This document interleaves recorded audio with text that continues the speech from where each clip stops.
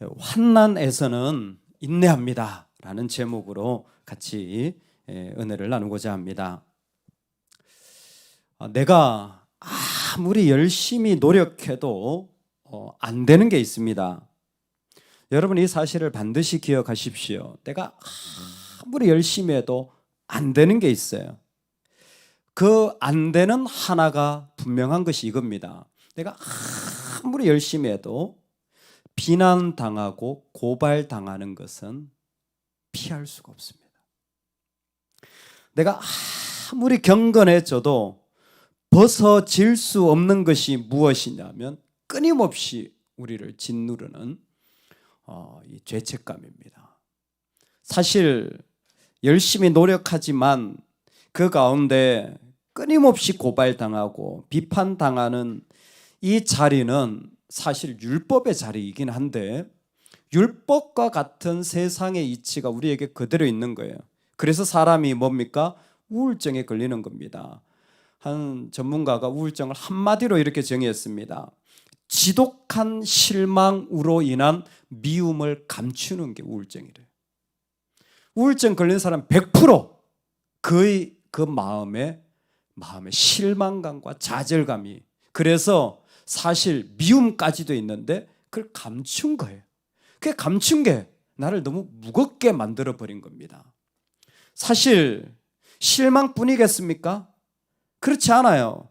좌절뿐이겠습니까? 그렇지 않아요. 그런데 의외로 그런 것들이 우리 안에 수없이 많은 것들이 우리 삶의 자리에 있는 거예요.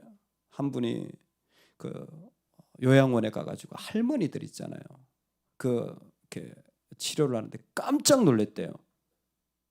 할머니들이 그 요양원에 계신데 원한이 그렇게 많대. 여러분들 절대 그러지 마시기를 주의 이름으로 축원합니다. 아니, 요양원까지 왜 그렇게 무슨 한이 그렇게 많아요? 근데 요양원에 계신 분들이 치료하는데 거의 다 우울증이 있대요. 왜냐하면 마음에 이 원망과 미움이 뼈에까지 사무쳐 있대, 이분들이. 그래서 그 자리에 있는데도 그걸 못 떨쳐버리는 거예요. 야, 어떻게 이럴 수가 있나? 그럴 수 있어요. 왜? 아무 때나 우리한테 달려들거든요. 아무 때나 우리를 물어버리거든요. 미국의 한 젊은 부부가 애를 데리고 같이 이제 캠핑을 가려고 했는데, 국립공원이니까 안전한 곳 아닙니까? 관리하는 사람들이 국립공원에 갔는데 밤에 깜짝 놀란 거예요. 늑대가 나와가지고 애 등을, 목을 물어버린 거예요. 진짜 살짝만 더 물었으면 애가 즉사할 뻔했는데 그냥 애에게 이빨 자국이 나버린 거예요. 부모가 너무 기가 막힌 거예요. 부모만 기가 막히게 했습니까? 애는 평생 트라우마가 있겠죠. 근데 그 부모가 지혜로운 부모였어요. 아무리 잘 준비해도 이런 일이 생기기 마련이다. 살다 보면 우리가 피할 수 없는 일들이 있다. 이런 얘기를 해주니까 애가 그 트라우마에서 극복을 한 거예요. 어느 날 보니까 부모가 학교에서 봤는데, 학교에서 늑대와 우리라는 어떤 프로그램을 했는데 이 아이가 내가 늑대 역할을 할래요. 늑대 물린 애가. 여러분, 물에 빠진 사람이 물에 안 가잖아요. 늑대 물린 사람이요, 절대 늑대하면 고개를 절레. 싫은 말 듣는 사람, 그런 사람은 고개를 절레더라. 근데 그런 일들이 언제든지 일어날 수 있다는 거예요. 여러분, 우리가 살아가는 세상에 우리가 아무리 믿음으로 살아도요, 우리를 무는 일, 비난하는 일, 심지어 내 마음에 나도 모르게 깊이까지 박혀가지고 안 빠지는 이 미움과 실망감, 이런 것들이요, 우리 안에 그냥 쉽게 들어오는 거예요. 그러나 꼭 그렇게 사실 필요는 없습니다. 미움이 온다고 미움 당하고, 내한테 미움이 생긴다고 미워하고, 절망이 생긴다고 고발당한다고 분노할 필요는 없습니다. 하나님 오늘 우리에게 다른 길이 있다는 걸 보여주시는 것입니다. 여러분, 꼭 이 세상이 우리를 문다고 우리도 물리면서 그 트라우마 가운데, 그 우울증 가운데 살아갈 필요는 없다는 거예요. 할렐루야. 이 땅이 우리 가운데 다가올 때 우리 한번 믿음으로 선포합시다. 고난의 자리는 인내를 만들어줍니다. 성경이 우리에게 주시는 지혜입니다. 고난의 자리는 우리에게 인내라는 하나님의 성품을 주는 자리로 우리는 그 자리를 경험할 수 있다라는 것입니다. 저와 여러분이 이 은혜가 있기를 주의 이름으로 축원합니다. 아멘.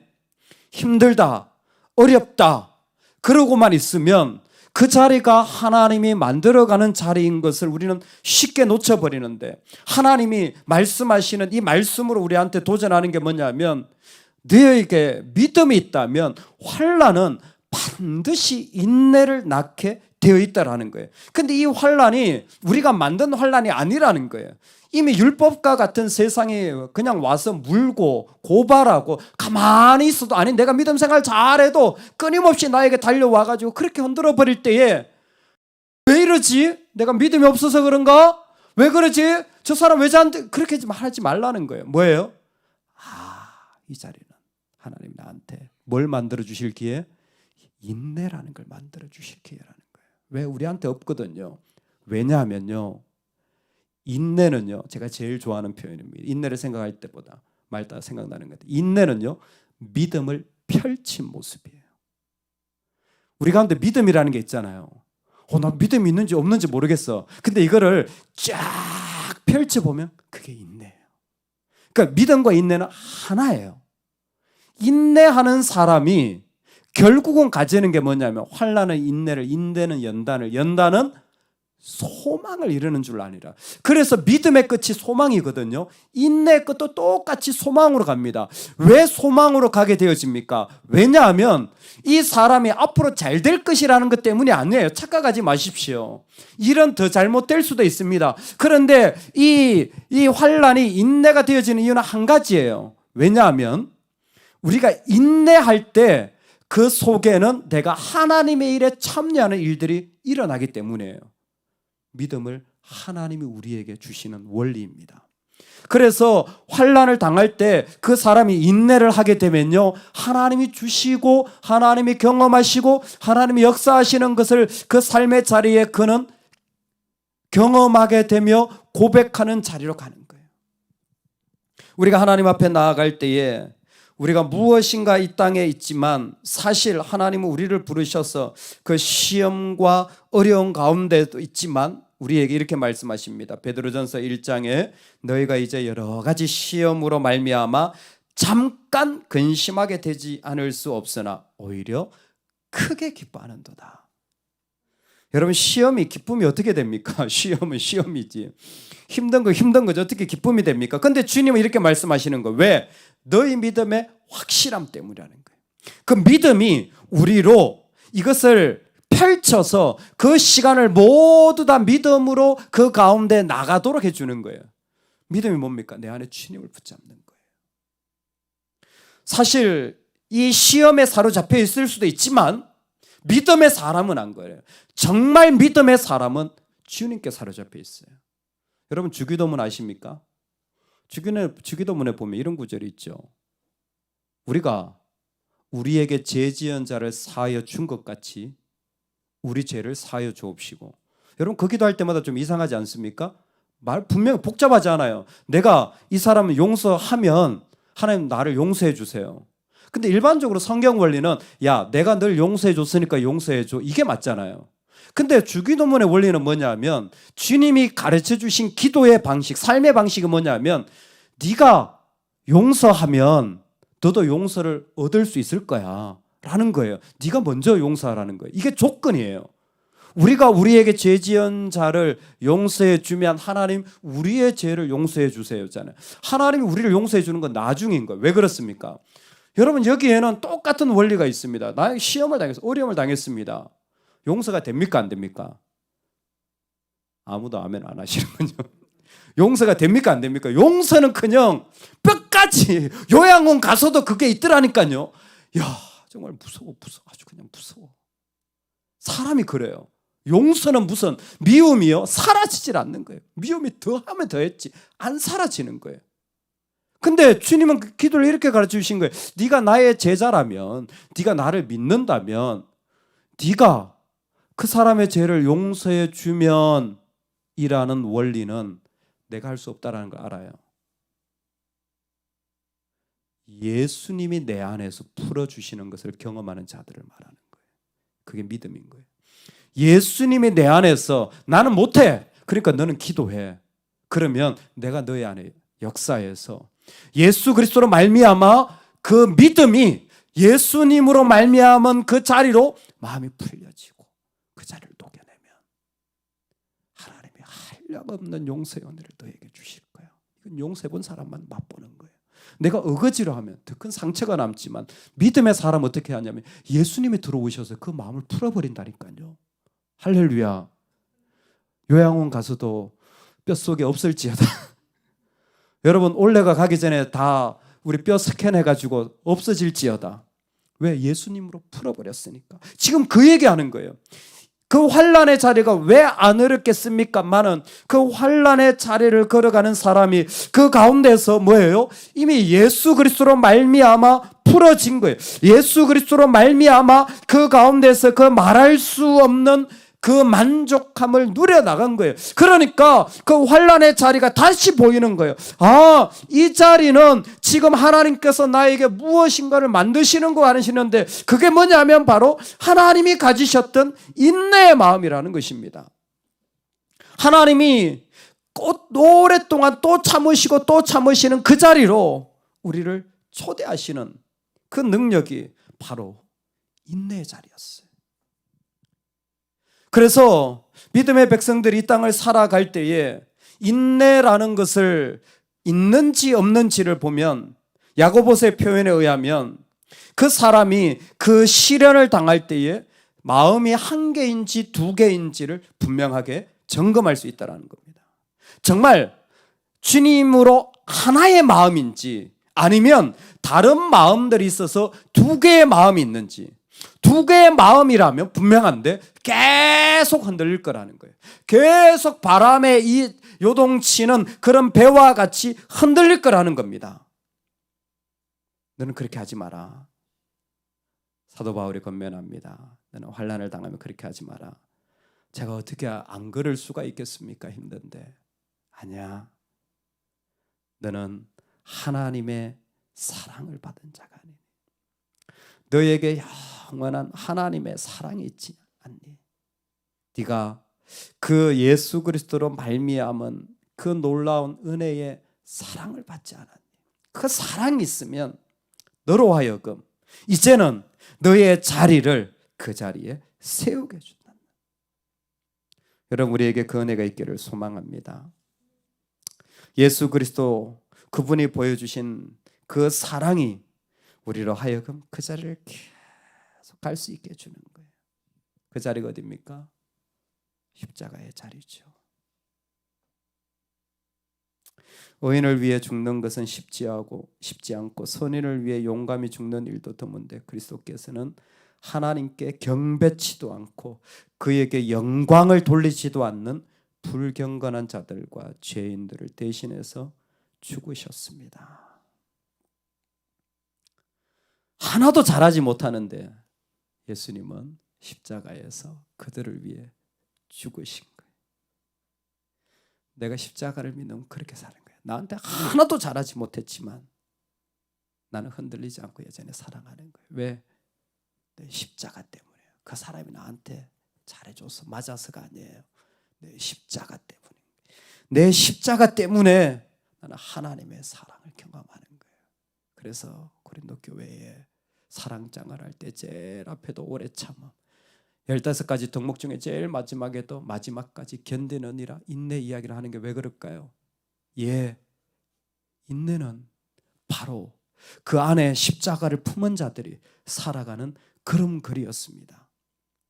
그래서 참는다라는 말을 보니까 뒤에 희생한다라는 뜻이 있더라고요.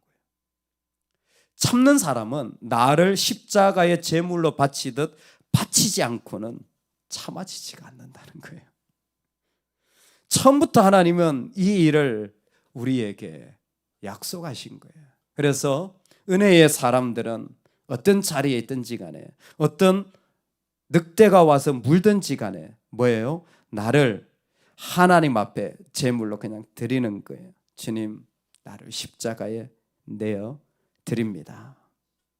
그 사람이 십자가의 영광과 십자가의 부활과 십자가의 은혜를 경험해 가게 될 줄로 믿습니다. 여러분, 오늘 우리가 당하는 어려움은 우리가 잘못해서 어려움을 당할 수도 있지만 아무리 잘해도 그냥 와서 고발하고 비난하는 일들이 늘 있기 마련이에요. 여러분, 그럴 때마다 마음에 쌓아놓을 필요 없습니다. 이젠 다른 길이 있다는 걸 기억하십시오. 뭐예요? 그 환란이 있을 때 이제 내가 주님의 인내를 좀 배울 거, 이제 내가 좀 주님의 인내를 좀 닮아갈 때가 되었구나. 이제 주님의 인내를 내가 진짜 품어야 될 때가 되었구나. 그 주님의 인내가 어떤 인내이기 때문에 그 십자가로 먼저 우리에게 다가오셔서 주님이 푸신 것처럼 나도 그 십자가 안에서 나를 먼저 내어드림으로 하나님 앞에 나아가는 거예요. 제 20대 때를 기억하는데 그 그림 그리는 밥 아저씨라는 분이 있었습니다. 이렇게 밤송이 머리 해가지고 이렇게 페인트 이렇게 하나 들고 이렇게 유화 같은데 찍찍찍찍 하면 강이 되고 찍찍찍찍 하면 산이 되고 찍찍찍찍 하면, 그분이 하는 유명한 멘트가 당시에 유행했는데 찍찍찍찍 참 쉽죠? 찍찍찍찍 참 쉽죠? 아직도 기억나요. 그림이 참 쉽죠? 그분은 쉬워요. 그냥 이렇게 유화에다가 하얀색 칠하면 와 갑자기 막 강이 막 흐르고 샥 칠하면 나무가 되고 쉽죠? 근데 그분이요 그냥 막 했겠어요? 아니요. 전체 도화지에 그림을 어떻게 그릴지 머릿속에 딱 디자인을 한 거예요. 제가 나중에 비디오를 봤는데 그 밥 아저씨 그림이 지금도 있답니다. 근데 그분 유언이 뭐냐면 절대 내 그림 팔지 마라. 나는 팔려고 하지 않았다. 사람들하고 그림을 나누려고 한 거지 절대 그래서 그냥 지금도 창고에 있대요. 유언이 팔지 말라는 거기 때문에 그냥 보관하고 있대요. 근데 그분이 프로그램을 하기 전에 자기가 한 장 그린답니다. 쫙. 그리고 프로그램을 진행하면서 또 하나 그리는 거예요. 그리고 끝나고는 또 자기 혼자 그린답니다. 항상 3장을 그린대요. 그리고는 그 중에서 제일 마음에 드는 걸 자기가 항상 간직한대요. 참 철저한 분이죠. 그런 거 보면 역시 프로들이 그렇게 하는 거예요. 근데 그분의 입에서 나오는 거 뭐예요? 쉽죠? 어떻게 보면 우리는 주님의 세계를 다 알지 못합니다. 하지만 믿음이 있다면 주님이 디자인해 놓으신 거예요. 할렐루야. 믿음이 있다면 주님의 세계를 주님이 그려가고 계시는 겁니다. 우리는 몰라요. 그만큼 뛰어나지 않기 때문에 화가도 못 따라가는데, 그러나 주님은 분명히 디자인해 놓으신 거예요. 주님은 계획해 놓으신 겁니다. 그리고 우리한테 초청하시는 거예요. 십자가까지 다 이루고. 괜찮아. 네가 십자가만 고백하면 너도 나의 영광을 보게 될 거야. 나의 영광에 참여하게 될 거야 라고 오늘 하나님이 우리를 초청해 주시는 것입니다.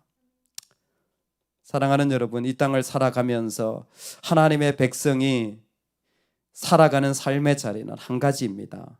하나님이 나의 재판장 되어 주십니다. 하나님이 나의 재판장 되어 주셔서 내 답답하고 억울한 것 있어도 주님이 다 재판해 주실 거예요. 믿으십니까? 아멘. 그러니 그 마음은 그 재판관한테 맡기세요. 그분이 다 하실 거예요. 나는 뭐합니까? 어려움을 당한 이 자리를 어떻게 더 주님을 닮은 믿음의 모습으로, 어떻게 주님을 닮아요? 당신이 자신에게 영광스럽지도 않은 자를 위하여 십자가를 진 것처럼 기꺼이 나도 나를 내어드립니다. 기꺼이 나를 내어드립니다. 주님 원하시면 제물로 받으세요. 나를 내어드립니다. 주님이 받으세요. 주님이 그 가운데 받으시면 저는 그걸로 내 믿음 안에 주님 닮아간 인내의 자리로 충분합니다.